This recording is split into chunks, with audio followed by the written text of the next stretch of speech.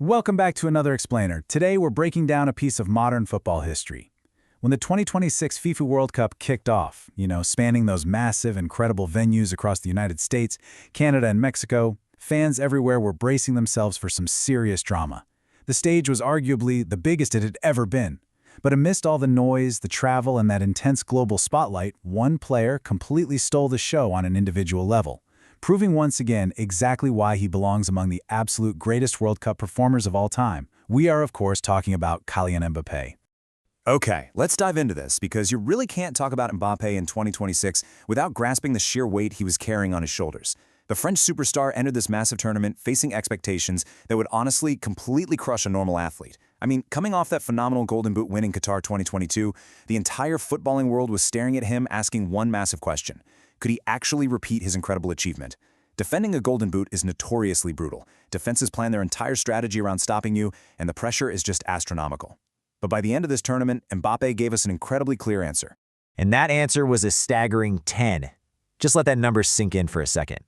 In today's highly tactical era of football, where defensive structures are tighter and way more complex than ever before, hitting double digits in a single World Cup is just a massive statistical anomaly. It's almost unheard of.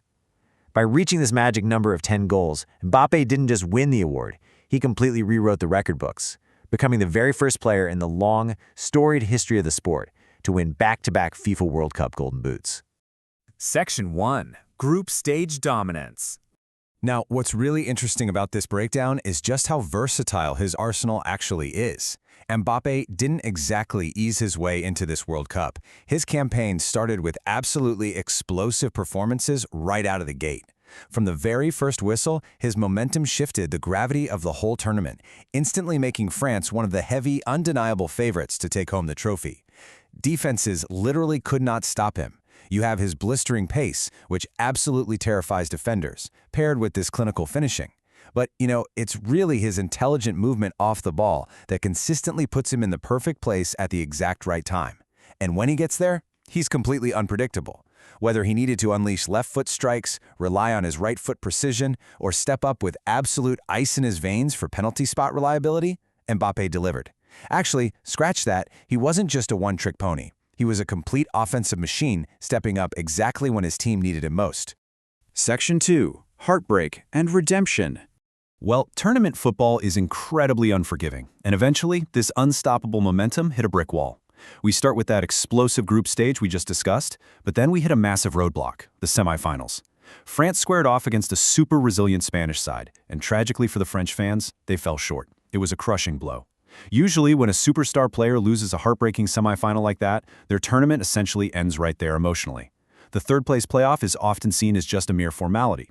But not for Mbappé. He flat-out refused to let his 2026 World Cup end quietly. This match against England was pure, unadulterated madness, a 6-4 thriller. I mean, this wasn't your typical cautious international fixture. In modern international football, a 10-goal game is a massive statistical anomaly.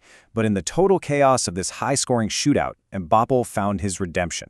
With the team trophy out of reach, he totally zeroed in on securing his individual legacy, using this wild match to put his final stamp on the 2026 tournament.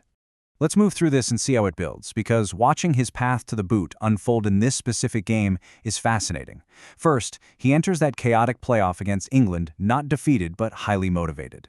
Then, he simply takes over, scoring twice in what became an instantly unforgettable match. By netting those two final goals, he takes his tournament tally up to that magic number 10, completely locking in his historic Golden Boot. He literally managed to secure his individual crown before the actual final of the competition had even kicked off. Section 3. Spain's Cup. Mbappé's Boot. And this brilliantly illustrates how this tournament essentially crowned two very different types of champions, presenting a really fascinating dual resolution to the 2026 World Cup. On one hand, you have Spain, the team champions.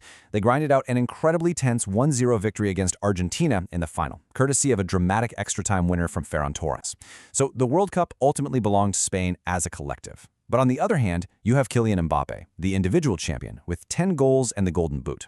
While Spain claimed the ultimate team prize, when it came to the pure art of scoring goals, Mbappé's individual brilliance stood head and shoulders above absolutely every other player on the planet. It perfectly summarizes his journey, doesn't it?